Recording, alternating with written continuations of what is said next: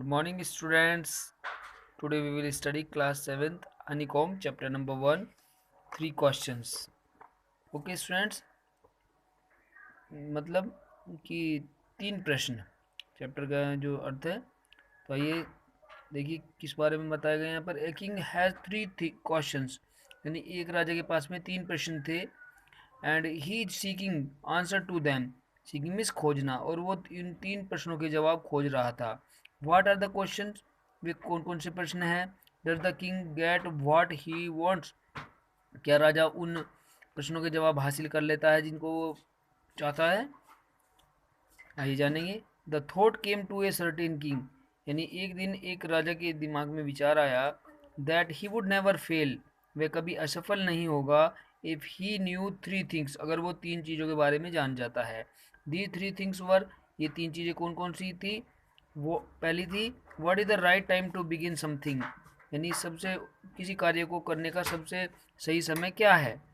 फिर दूसरा क्वेश्चन था, which people should he listen to, कि उसे किन लोगों की बात को सुनना चाहिए। और तीसरा क्वेश्चन जो था, what is the most important thing for him to do, यानी उसके लिए सबसे महत्वपूर्ण कार्य करने के लिए क्या है।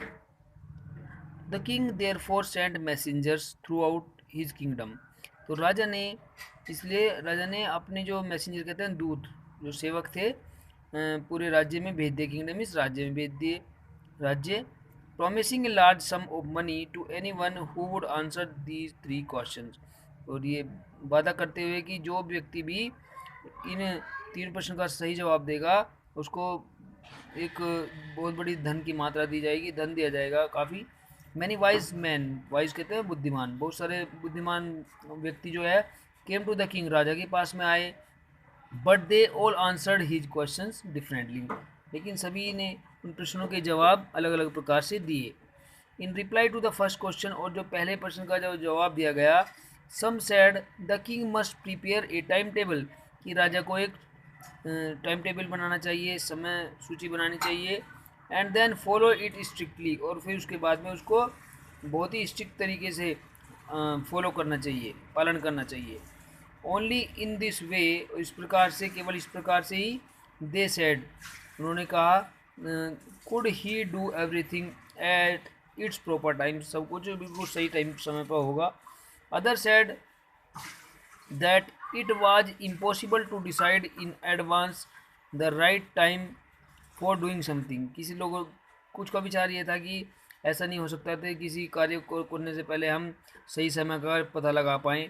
The king should notice all that was going on, कि राजा को सिर्फ उन चीज़ों को ही देखना चाहिए जो चल रही हैं। अवॉइड फुलिश प्लीजर्स, प्लीजर कहते हैं आनंद, यानी जो अवॉइड मीन्स बचना, यानी झूठे आनंद से बचना चाहिए। And always do what ever seemed necessary at that time, और वही करना चाहिए जो उस समय ज़रूरी होता है। ओके स्टूडेंट्स, नेक्स्ट वीडियो में नेक्स्ट पार्ट करते हैं इस चैप्टर का। Okay, take care, bye bye.